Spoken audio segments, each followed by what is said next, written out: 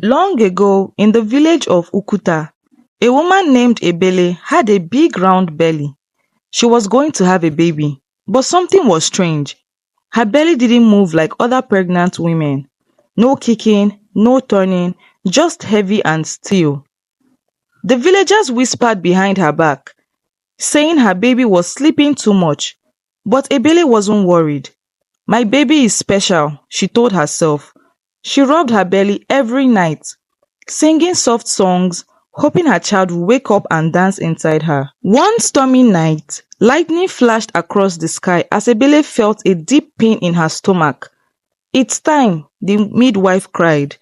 The women gathered around her, bringing warm water and clothes. Rain poured heavily outside, and thunder roared like a wild beast.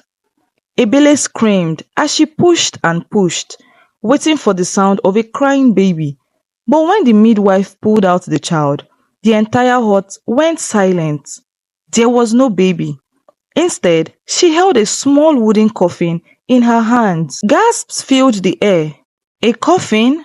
An old woman shrieked. What does this mean? The midwife shook as she placed the tiny coffin on the ground. It was made of dark wood, smooth and polished, with tiny carvings of faces on its sides. Ebele panted, her body weak, staring at what had come out of her. Where is my baby? She asked, her voice shaking. The women backed away.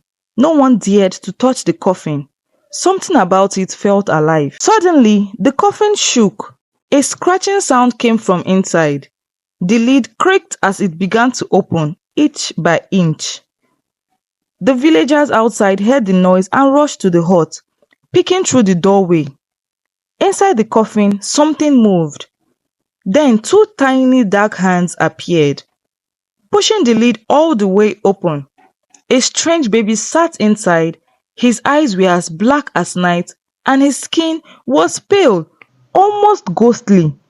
He did not cry, he did not smile, he just stared. Ebele's heart raced. My baby, she whispered, reaching for him. But the baby did not move towards her. Instead, he lifted his hand and pointed at the midwife. The midwife gasped as her body stiffened like a stone. Her eyes turned white and she fell to the ground lifeless. The villagers screamed and ran, knocking over baskets and tools as they fled the hut. But Ebele did not move. She could not leave her child, no matter how strange he was. The baby climbed out from the coffin with slow, careful movements. His tiny feet touched the ground, and the hut grew colder. Ebele watched as frost spread across the floor, turning the wooden planks to ice. The baby looked up at her, his mouth curling into a small, eerie smile. Mama, he said in a voice that was neither a whisper nor a scream, but something in between. Ebele shivered. Her arms ached to hold him, but fear rooted her to the spot. Outside, the villagers gathered, whispering in fear. That is no child, an elder said. That is an omen. The chief of the village, an old man with a long white beard, arrived. He knocked his staff on the ground. Bring the child outside, he ordered. But no one dared to enter the hut. Even the bravest hunters stepped back. The wind howled through the trees as the baby took another step forward. His tiny fingers curled as he pointed towards the doorway. Without warning, the doorway burst into flames. The villagers screamed and stumbled backward. The child is cursed, someone shouted. The baby stepped through the fire, unharmed, his airy eyes fixed on the crowd. The flames died down instantly, leaving behind only a circle of ash. Ebele followed, her heart pounding. She wanted to protect her son, but she also feared what he could do. Please, she begged. He is just a baby. But deep down, she knew he was something more. The chief raised his staff again. This child cannot stay in Ukuta, he declared. He brings death and fear. Ebele shook her head. He is my son. But the villagers were too afraid. They began to chant, calling upon the gods of the land to take the child away. The sky darkened and the wind swelled.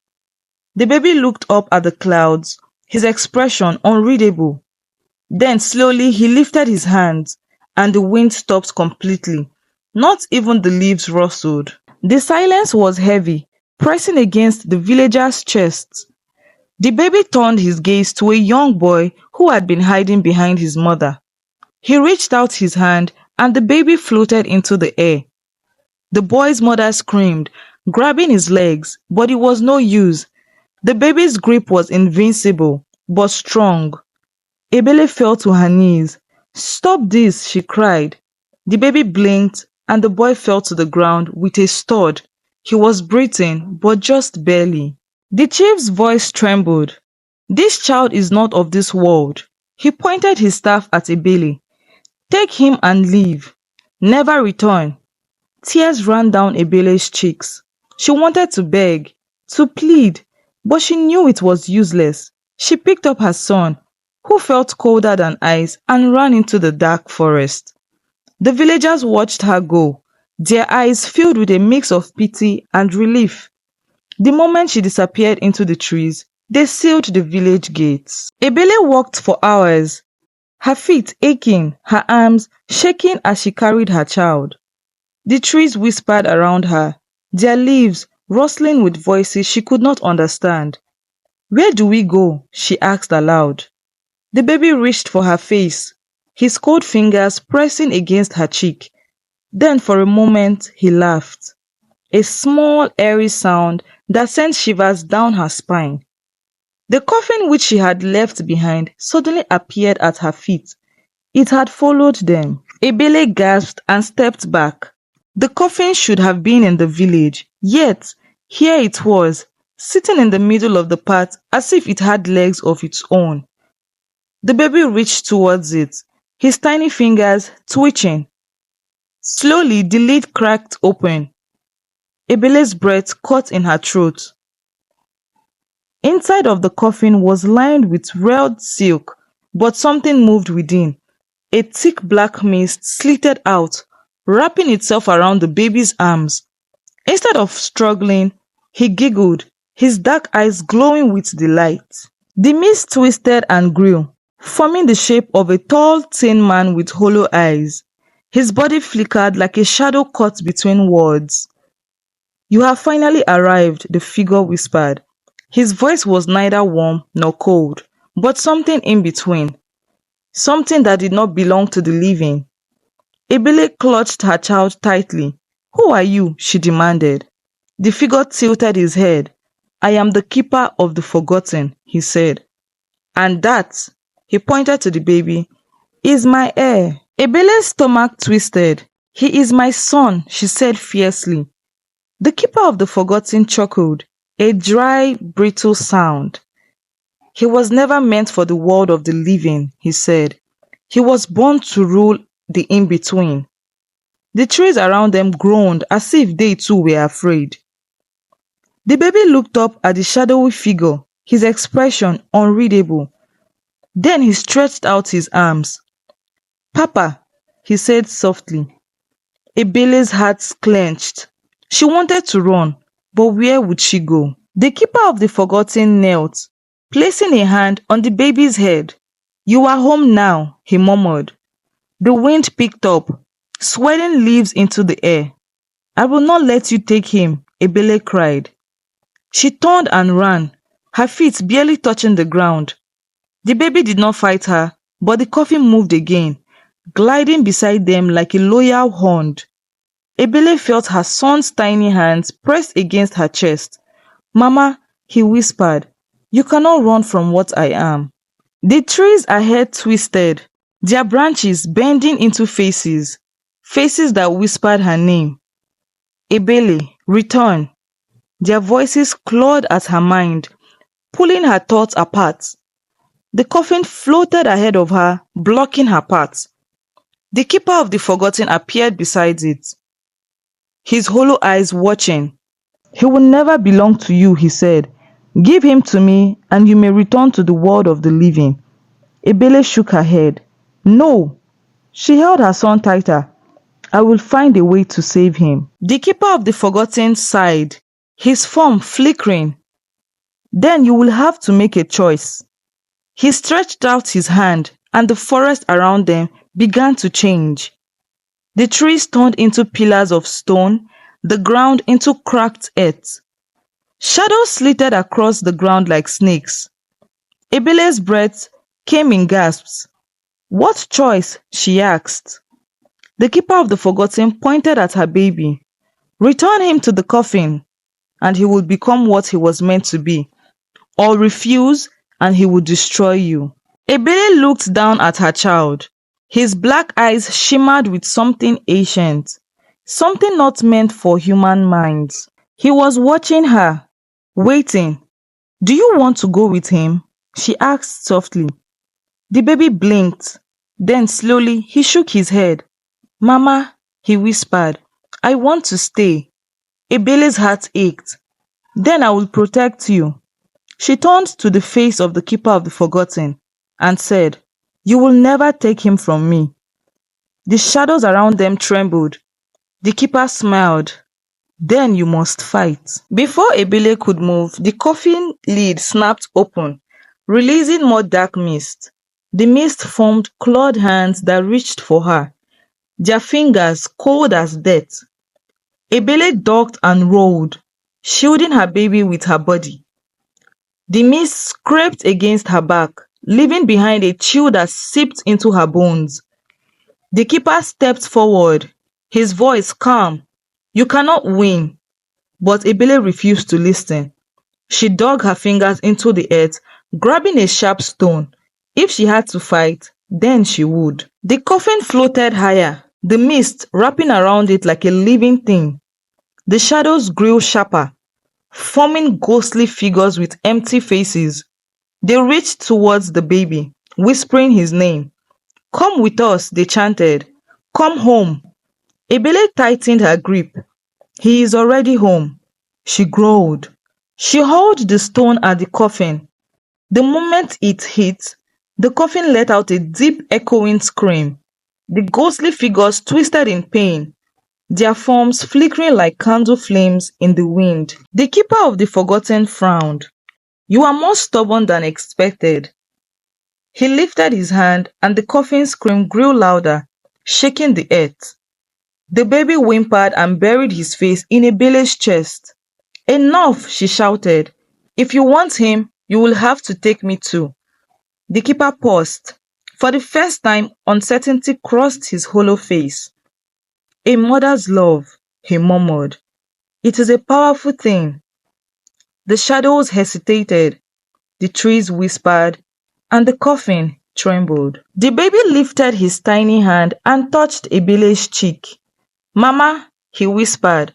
Then his black eyes shimmered with light, soft golden light. The darkness recoiled from it, the coffin shaking violently. The keeper of the forgotten took a step back, his expression unreadable. What is this? He demanded. But the light only grew stronger. The baby giggled, the sound filled with warmth. The coffin gave one final shudder. Then, with a great crack, it split into two and crumbled into dust. The keeper of the forgotten let out a sharp breath. Impossible, he whispered. The mist around him faded, and the ghostly figures vanished into the wind. The golden light swirled around Ebele and her child, warming her skin. She felt lighter, stronger. The keeper's form flickered like a dying flame. You have undone what was meant to be, he said. But fate is not so easily changed. Then, with a final whisper, he faded into nothing. The forest was silent once more. Ebele looked at her son. He was still her baby, but something had changed. His black eyes were now softer now, filled with warmth instead of shadows. You saved us, she murmured. The baby giggled and reached for her face. She hugged him tightly, pressing a kiss to his forehead. The coffin was gone. The darkness had faded, but something told her that the world would never forget what had happened. Somewhere deep in the shadows, something was still watching, and it was waiting. Ebele stood in the silent forest, her son's warmth pressed against her chest. The golden light that had burst from him slowly faded, leaving only the rustling of leaves in its wake. She had won, or so she thought. As she took a step forward, the ground beneath her trembled. A deep guttural sound echoed through the trees. Something ancient had awoken. The baby stiffened in her arms, his fingers coiling into her dress. "Mama," he whispered, his voice filled with fear. Ebele swallowed hard. The fight was not over. The wind howled, carrying whispers that slittered into her ears. "He is ours," they murmured. "He does not belong to you." The trees bent towards her, their twisted faces watching with hollow eyes. Then, from the darkness, another figure emerged. It was not the keeper of the forgotten. No, this was something else. A woman, tall and thin, her body draped in a black cloak that moved like living smoke. Her face was hidden beneath a hood, but her presence made the air heavy. Ebele clutched her child. "Who are you?" she demanded. The woman's voice was like a sigh of wind through an empty grave. "I am the mother of the lost," she said, "and that child, he was never yours." Ebele's heart pounded. "He is my son." The woman tilted her head, her hood shifting slightly, revealing her lips as pale as bone. "Do you truly believe that?" she whispered. "Or did you always know that something was wrong?" Ebele felt cold fingers of doubt creeping into her mind. "No," Ebele said firmly, shaking her head. "He is mine. I carried him. I gave birth to him." The mother of the lost took a slow step forward. "Did you?" Her voice dripped with something poisonous. "You gave birth to a coffin, not a child." The baby whimpered, pressing his face into Ebele's shoulder. The woman raised a pale hand, and shadows swirled around her fingers. "Give him to me," she commanded, "or watch the world crumble beneath his power." The earth trembled beneath Ebele's feet. Ebele took a shaky breath. "He is not a monster," she said. "He is just a baby."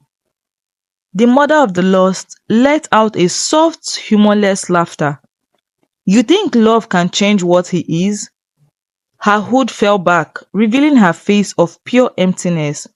No eyes, no nose, just a hollow void where a human face should be. He is an heir of the in-between. His very existence is a curse. The baby suddenly lifted his tiny hand and pointed at the woman. "No," he said. The mother of the lost froze. The wind stopped. Even the trees seemed to hold their breath. "What did you say?" she whispered. The baby pointed again. "No," he repeated, stronger this time. A ripple of energy burst from his fingertips, sending the woman stumbling backward. Ebele gasped. The ground cracked, and from the features, golden light erupted. The same light that had shattered the coffin now surged through the forest, pushing back the darkness. The mother of the lost hissed, her body beginning to dissolve. "You do not understand what you have done," she shrieked. "He was meant to rule the in-between. Without him, the balance will break." The golden light only grew stronger, wrapping around Ebele and her child. The forest trembled, and the whispers of the lost souls faded into silence. The woman's form flickered like a dying candle. "This is not over," she hissed. Then, with a final terrible scream, she vanished into the shadows. The wind stopped howling, and the trees stood still. The world was quiet. Ebele collapsed to her knees, clutching her son tightly. "It's over," she whispered. But deep inside, she knew it wasn't. Something had changed. The baby looked up at her, his once black eyes now filled with flecks of gold. He was different, not just a child of darkness, but something new, something between worlds. Mama, he whispered, reaching for her face. His touch was no longer cold. For the first time, he felt warm. Ebele smiled through her tears. You are free, she said softly. She rose to her feet. The baby nestled in her arms. The path ahead was clear, the darkness retreating. But she knew she could never return to Ukuta. The villagers would not understand. They would still see him as a curse. We will find a new home, she promised. She walked forward, each step lighter than before. The coffin was gone, the shadows had been silenced, the night no longer whispered secrets in her ears. For the first time since his birth, the world felt normal. Days turned into weeks and Ebele traveled far from Ukuta. She found a small, quiet village by a river. The people there welcomed her, knowing nothing of her past. She built a home, raised her son, and watched as he grew. He was unlike other children, wiser, quieter, but no longer airy. He laughed, played, and loved. But sometimes on quiet nights, she saw shadows flickering at the edges of the trees. She knew they were watching, waiting, but they never came close. The years passed and the boy became a man. He was kind and strong, loved by the people of the village. He had no memories of the coffin, the keeper, or the mother of the lost. But deep inside, Ebele knew something still slept within him. He could see things others could not. He could hear whispers in the wind, and sometimes just before dawn, his eyes would glow, just for a moment, before fading back to normal. But she never spoke about it. One day, as Ebele sat by the river, her son approached her. Mama, he said, his voice calm. I have to go. She looked at him. Her heart was heavy. Where? He gazed at the horizon, where the trees stood tall and silent. There is something calling me, he said. I don't know what it is, but I have to find out. Ebele wanted to tell him no, to hold him close forever, but she had always known this day would come. She nodded and said, then go. Her son kissed her forehead, his hands warm and steady. He turned and walked towards the trees, disappearing into the mist. Ebele watched him go, her heart both heavy and light. She did not cry. She knew he would return. He was no longer a child of darkness. He was something else now, something powerful, something good. The shadows would not control him. The world would not fear him. And deep in the wind, she swore she heard a voice whisper, thank you. As the sun rose, Ebele stood and walked back to her home. She had spent years running, years fearing what her child would become, but now she was at peace. She had defied fate. She had proven that love was stronger than darkness. The village knew nothing of her past, but she would never tell them. But at night, when she lay under the stars, she sometimes heard the echoes of a coffin's lid slamming shut, and she smiled, knowing it would never open again. Far away in a land untouched by time, her son walked deeper into the unknown. He did not fear the darkness, he did not fear the whispers. He had been born in a coffin, but raised with love. He was not a ruler of the in-between. He was something greater. As he stepped beyond the last tree, the wind carried his mother's voice to him. You are free, it whispered, and for the first time he truly believed it.